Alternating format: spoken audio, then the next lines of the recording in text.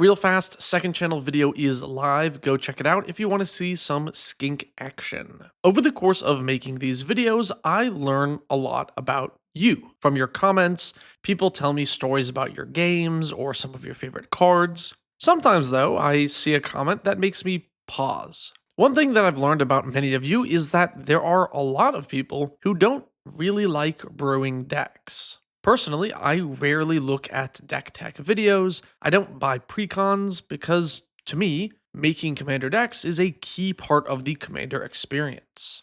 Not only that, but I personally like building decks which are unintuitive or do weird things.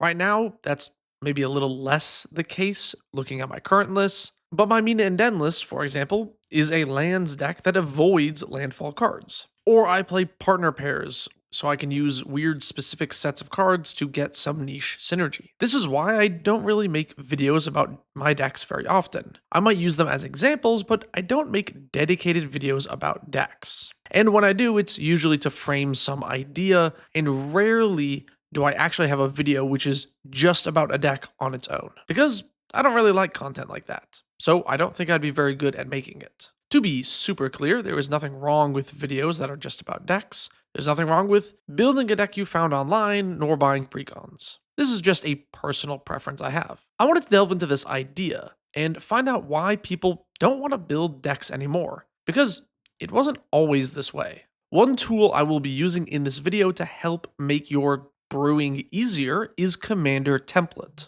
This is a new deck building website made by fellow YouTuber Rebel. Basically, she was frustrated that many deck building websites lacked certain features and decided to add those to her own site. I'll link below to the website for you to check out. It's free to make an account and have 5 decks, or you can pay $5 for unlimited access. This is to keep the website advertisement free and data selling free. I'll show off some of the specific features later on in the video. Stay tuned for that. Thanks to Commander Template for sponsoring the video. One big change that happened to EDH is the frequency of precons. Precon decks used to come out once a year. So if you wanted to build a commander deck, unless you found a sealed one from an older year or one that was still at your game store, you had to make your own deck. Now we get precons all the time associated with each new set release, or at least most of them. Another change would be websites like EDH Rec. Even if you decide to make a deck from scratch, the process of finding what cards work in that deck has been simplified. When a new commander comes out, you already have access to the most common synergy pieces without needing to search for them. And in the same vein as EDH Rec, there are now more YouTube videos or TikToks or Instagram Reels showing off people's decks than ever before. There's a lot more people making content out there, and posting videos about your decks is a simple piece of content that anyone can make. The final factor I want to talk about is that new cards are designed for EDH. You don't need to dig around for a card that happened to say each opponent versus target opponent, or find old mechanics that happen to provide value in multiplayer formats. Cards now are made to be good in Commander. Everything scales, snowballs, creates value. Legendary creatures are designed first and foremost to be in the command zone and built around. These 3 factors have changed Commander. So what does this mean for the average Commander player? If you don't want to build a deck, then you can always buy a new precon. If you want to build around a commander that's not in a precon, then you can find a list for it on EDH Rec or YouTube and quickly make a list just like everyone else's. And when you're adding a new card for your archetype to your deck, you no longer need to worry about whether or not it's an EDH card, because every card is an EDH card. So putting them in your list, they all work in Commander as intended. You are opening Commander staples in regular booster packs. This is the death of EDH Brewing, since you no longer need to do so, and it has become so much easier to put together a list. But is any of this even a problem? So what if you can buy a precon? Not everyone wants to spend the time or effort to build a deck from scratch, and it's easier for new players. And who cares if you put all the same made for EDH dragons in your Dragon deck? You probably built Dragon as your commander to play all the silly dragons made for EDH. On some level, this is giving players what they want and doesn't actually hurt anyone. If everyone wanted to play and build bespoke custom decks, then precons wouldn't sell, and Wizards would stop printing them. But the opposite has happened. Precons kept going up in price, and they even took out some of the extra bonus stuff from them, yet people still buy those. People don't want to brew, they want a ready-made deck. It's not all sunshine and rainbows though. There is some level of charm or whimsy, which is lost here. Part of the appeal of EDH is that there is no metagame. People just come up with decks and play them. Each one is fairly independent and unique. These factors that I've listed homogenize deck building and construction, pushing us a little bit closer to having a metagame. For a casual format, do we want people to be pointed in the direction of what is most powerful? Because that is what these factors end up doing. Looking at the top cards, commanders, or themes, we see the ones pushed by Wizards being powerful. If you look at any commander focused on a creature type, on the EDH rec page, you will see a few of the classic good cards from back in yesteryear, and then it's all new stuff made by Wizards to go in that deck. This effect is less apparent when a popular commander has a more broad theme than just a creature type, like Y'shtola, in which case we just see a list of cards that trigger the commander easily, and then this effect of seeing Wizards printed cards for a specific deck is especially apparent in archetypes that have been pushed by Wizards that had little support before. Something like shrines, curses, or vehicle decks. When you build a shrine deck, you grab a commander that has shrine in the text. You play the 22 shrines that exist, you play the enchantment-focused ramp, the enchantment-focused card draw, the enchantment-focused removal, and suddenly you have most of the deck already built for you. When you include the mana base, you're left with only about 15-ish slots to make your deck unique. Many of these commander decks don't really have that many branching paths for how they can be constructed normally, and they feel a little bit like precons. I talked about this in my video on dead end commander decks, but a lot of commanders that are focused on a specific theme that Wizards just pushed once or twice effectively just play those cards and then nothing else. They're very parasitic decks in that way, and because of that, the lists are very similar. You might say, can't this just be ignored? What is it to me if someone plays the pseudo precon? I do think it is fair for me to say I am more interested in the game when I see a unique or cool deck, and I am less interested when it's the same Dragon build I've seen a dozen times. I'm allowed to have a preference, but aside from that, putting all the busted made for commander cards into your deck does power up the list. This is something I want to expand more on in a later video, so if you have thoughts about this, please let me know in the comments below. I'm curious. Generally speaking, many designed for commander cards are stronger than those which are not. This puts decks into tiers of sorts. There was a time when wall decks and color hack decks were the same level of jank. You only had a few niche cards that worked with the deck, and the rest of the list had to be cobbled together. You needed to use other themes and synergies to bridge different archetypes to make the deck actually function. Having other sub-themes was a little bit more important to make your main theme actually strong. Now though, walls are completely different. It is a supported type. There is a commander or two, and there are cards designed to work well in the list. The gap between these two archetypes is now much wider, and you will need to play a lot of generic, powerful support cards to let some of these older unsupported themes keep up on power compared to something like walls, which actually got support. But Wizards can't support every type or theme equally, so a lot of them get left by the wayside, and they don't power up in the same way either. It's a shame when you try to make a deck, but it feels like every year, each other deck that is pushed by Wizards gets so much more powerful than yours, making it seem like you need to change your deck to keep up. This is something players can feel in-game. When you play against an Edgar deck or Edgar deck, it feels different. When you play against the One Ring, Smothering Tithe, or Bolas' Citadel, you feel the made for commander power. Obviously, you can still play against these cards, and it's not so insane that your bracket 2 deck can't hang with a bracket 3 list, but it is noticeable, these feelings you get when someone has cards that are clearly tailor-made to push the power of that specific deck, and sometimes it can just crush you and doesn't feel too great. This is why even though winning is not the goal of casual EDH, players still gravitate towards the strongest option and the most powerful cards. I think just saying, hey, skip all the strong stuff doesn't work too well in today's world because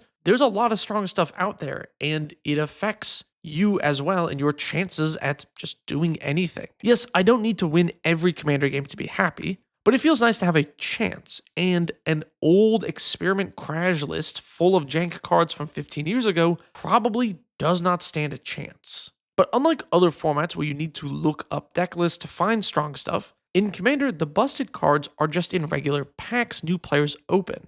The power creep is being fed to us by the newest players. I think this disparity is getting to be more and more every year and is something I want to explore more in a later video. But for the context of this one, I think it makes it harder to brew because when you're digging around through cards, it's more difficult for you to find the old cards that are actually able to keep up with today's new ones, rather than just putting together all of the cards that obviously fit together and having an actually functioning deck right out the gate. Additionally, people can then skip brewing entirely. Really jank decks are harder to get functioning and more likely to just lose, so building the easy one using EDH Rec to just find all the good cards, or simply buying a precon is just a good way to have a functioning deck with a lower barrier of entry in terms of knowledge of the game. So how do we fight against this? There are a few things you can do as a brewer to make your deck feel more unique. My buddy Travis did something interesting with his Y'shtola deck. He didn't use EDH Rec at all, just Scryfall searches without the EDH Rec rank feature. So he ended up with using cards that Travis thought were best based on his own evaluations, not what other people said. And even though there are cards he plays which are popular with the commander, he found them on his own and feels more satisfied in his deck building because of this. Plus, he added extra restrictions, and there are no creatures in the 99. Doing stuff like this is a really great idea, especially with a very popular commander, and can make your list feel a little unique. Another example would be to add restrictions to your list. Joey from EDH Rec Cast has a very interesting Hey Buy list that only has basic wastes in it. So even though it is a Hey Buy list with a bunch of shrines, the deck has this other challenge where it needs to filter from colorless into green mana and then into white mana so we can blink the commander to actually do the shrine thing. Because of this restriction, he is not playing a lot of the normal cards that go in to the Hey Buy list for synergy because he needs the synergy elsewhere to make this color filtering plan actually function. I'll put a card to watch that video here if you want to check out the full deck list. My Mina and Den list, as I explained earlier, has a restriction where I tried to build a lands deck without landfall cards. I ended up having a few just because those are my favorites or I liked the utility they offered, but for the most part, this is actually just a ramp deck that plays other things that interact with lands. I also asked my patrons for some examples of this, and my favorite example was this Rocco Street Chef deck, where all the cards felt blue. They wanted their deck to be as blue as possible without running blue. It even has Mill as the win con, which I think is really fun. I like this idea so much. Just playing cards that make you feel a certain way. Link below to my Patreon if you want to check out the Discord. But all these things are relatively complicated, right? If you are not an experienced deck builder, how will you know what to search on Scryfall? How will you know to make a deck function with these insane restrictions? Well, that's where I want to get back to Commander Template. This deck building site has a few tools which really help with brewing. As an example, I'll start with a 3-color commander here. The site makes some suggestions about how much interaction, card draw, and lands you need. Also, when filling out the mana base, I can easily quickly add the lands that I have. I own every shock, fetch, and pain land. So I can click on those and boom, it's added to the mana base easily. You can also have it automate your basics, which will adjust based on the colored pips in your deck. And no, there is no AI here. These are manually hard-coded formulas using math, which you can see in many of Rebel's videos. Also, I like that the math is customizable. This site defaults to assuming casting your commander is the mana cost, which is important for your list and what you want to hit consistently. And that number is used for calculating the lands and ramp. But you can adjust this. For example, if you have a hidden commander that you want to ramp into, then you can adjust the mana value to being that card. Or, for me, I changed Flage from mana value 3 to 4, since that's what the commander actually costs. Then using Scryfall tags, the site can help you find ramp, removal, card draw, and more in your colors. This isn't the same as EDH Rec aggregation though. It just finds what is generally considered ramp, for example, and presents that to you. It is in EDH Rec rank order by default, but that's across the whole site, not specific to your commander. So if you want the best synergistic option for your list, you still have to find it. This just makes doing what Travis did for his list a lot easier and is a very good starting point if you are a new player who wants to have a functioning deck that feels a bit unique. These numbers here, though, are merely suggestions. There is no model that can accurately show what your deck needs for every situation. There are simply too many factors, which is why none of my decks actually line up with these suggestions. But if you do generally follow the land, card draw, removal, and ramp amounts that this website will suggest, your deck should probably function reasonably well. I seriously think this is a very useful tool if you are a new player who is intimidated by deck brewing. This is a great way to go from nothing to a functioning deck. So is EDH Brewing dead? Kind of. It's not necessary anymore. And because of that, a lot of players skip out on deck brewing. If you don't want to build a deck from scratch ever, then you never have to do that anymore. You have that option. And because you don't need to brew in EDH anymore, a lot of players don't. They skip that part and jump right into games. They auto-generate lists from EDH Rec. They buy precons, they find a video, and then they just build that list and go for it. Which again, I gotta stress, because I feel like a lot of people are gonna make comments, there's nothing wrong with that. It means that a lot more casual players can enjoy Commander without having as much of an investment. And overall, that's a good thing. Lowering the barrier for entry to a casual format is good. We want casual players. It should be easy to get into. But now that unique brews are much more rare, they actually stand out more. It's easy to say, back in the day, everything was better with rose-tinted glasses, but back in the day, decks were kind of boring. Lots of Commander decks played similar jank cards because you just needed card draw or removal, and the amount of options that actually functioned in the format were pretty small. And then everyone was playing this pile of draft chaff that they looked up or had lying around, which did make decks individually unique, but they also didn't function very well. Even though your deck was unique, it was unique in the same way everyone else's was. It's just a pile of cards. Today, the made by committee EDH Rec piles are better functioning decks than ever before, even if they had less creativity. But I do love that today, special brews and unique commanders stand out more. You can see it when you talk to people about decks after a game. I love hearing people say that they found my deck interesting or that it was not what they expected it to be. I like people needing to pick up a card or read a commander that I'm playing. But I do think brewing is also harder because the power of decks has increased. Your silly, goofy deck needs way more oomph to actually hold its own than ever before. Because brewing in EDH is now optional, it's gone away from many playgroups. But it makes your brews feel more special. So give brewing an EDH deck a try. I think you'll love it. Niju Minty asks, if you could change a single line of text on any card permanent, what would you change? I would change some line in Karanos' text to say you may pay a black mana. Doesn't even have to do anything. I just want that to be a Grixis card. Hey, thanks for watching. Special thanks to my tier 3 patrons whose names you see here. If you want to ask questions like my previous patron just there, or check out the Discord, link below.